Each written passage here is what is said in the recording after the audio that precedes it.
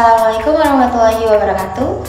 Perkenalkan, nama saya Fitria dengan NIM 222110022 dari jurusan Ilmu Al-Quran dan Tafsir 1 Angkatan 2022 Fakultas Usuluddin Adab dan Dakwah Universitas Islam Negeri Dato Karama Palu.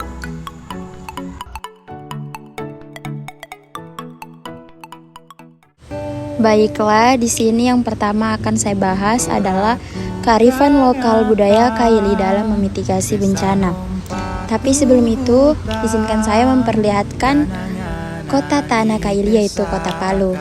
Ini adalah gambaran sebuah kota Palu sebelum terjadinya bencana gempa, tsunami, dan likuifaksi pada tahun 2018. Baiklah, langsung saja saya akan menjelaskan kearifan lokal yang ada pada kota Palu atau suku Kaili. Kaili atau orang Kaili etnis asli Lembah Palu yang bermukim di pesisir Teluk Palu merupakan komunitas yang telah terbiasa menghadapi bencana alam.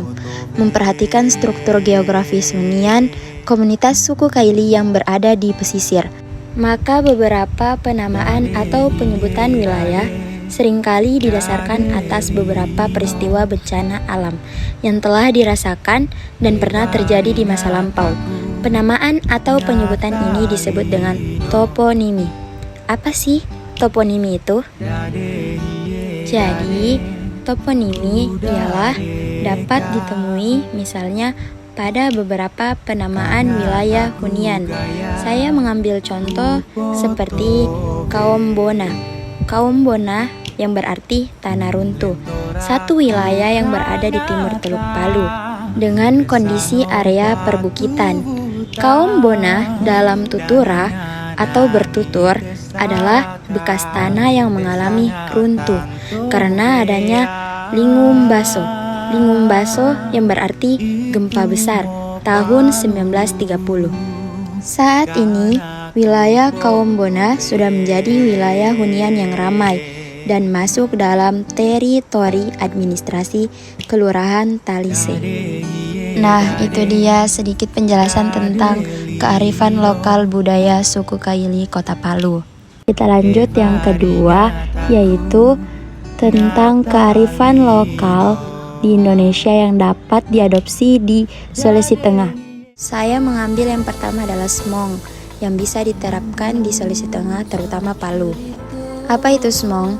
Smong ialah cerita rakyat atau pesan yang disampaikan oleh nenek moyang kepada generasi selanjutnya apabila terjadi bencana tsunami. Smong efektif digunakan sebagai mitigasi bencana sebab sudah ada sejak dulu dan smong ini sudah dilakukan secara turun-temurun. Sehingga di benak masyarakat sudah hafal dan apabila terjadi tsunami, dia sudah bisa melakukan tindakan. Hal itu pernah terjadi saat tsunami di Pulau Simeulue tahun 1907. Banyak korban yang selamat akibat kearifan lokal smong.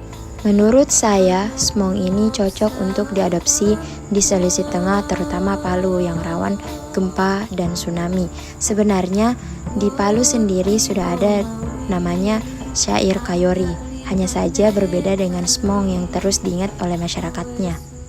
Yang kedua, rumah joglo dari Jogja. Jogja merupakan daerah yang memiliki banyak pantai sehingga berpotensi sekali sering terjadi gempa. Maka dari itu, masyarakat di desa Parangtiris dan desa Donertitro membangun rumah joglo sebagai proteksi mitigasi bencana gempa bumi. Kenapa saya mengambil rumah joglo sebagai alasan untuk diadopsi di Sulawesi Tengah? Dikarenakan rumah joglo selain hemat biayanya, rumah joglo juga bisa tahan gempa, apalagi di Palu yang sering terjadi gempa.